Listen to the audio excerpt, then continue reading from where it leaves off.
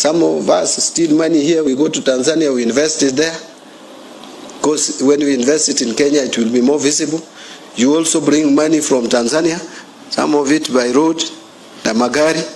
Mnapitia, mnakuja hapa Kenya, you start constructing buildings around here. That is what we do. So, if we are stealing 2 billion per day, assuming we reduce the theft, we don't want to stop it, we just say, okay, if you have been stealing 1,000, please steal only 500 shillings. If you have been stealing 100,000, steal 50,000.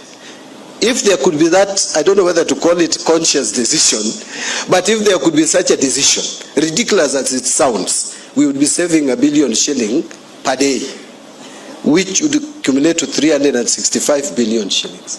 That is more than the external borrowing. You see, I'll give you the statistic. For Kenya, the commitment from IMF for Kenya is 1.4 billion USD for the whole year. They released just 675 for us after the 7th and 8th review. We are waiting for the 9th review. A 9th review meaning another ritual like the one I've explained for us to succeed. So this 1.84 billion is what we are going there to ask for. Our revenue collection is at 14.5, that is the tax revenue. Experts have determined that we have the potential of even reaching 22% of GDP. But even if we just increase from 14.5% to 17%, which is additional 2.5%, I would be able to get 3.5 billion. I'm going to Washington for only 1.4, but this gentleman and the ladies there and gentlemen can give me 3.5 billion very easily. So I'll have change, and a lot of it. External borrowing for Kenya in this financial year is 2.7 billion. Domestic borrowing is 3.2 billion.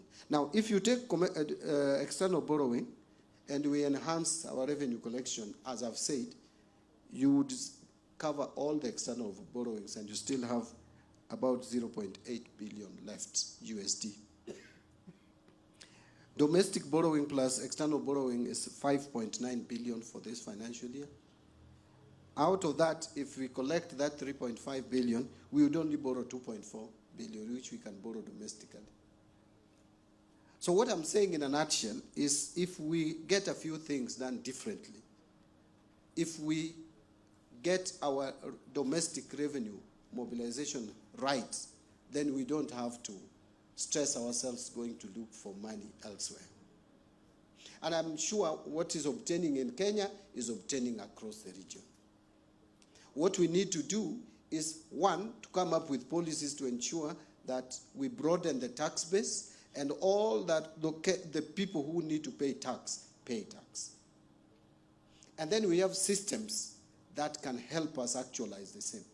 That would enhance tax visibility.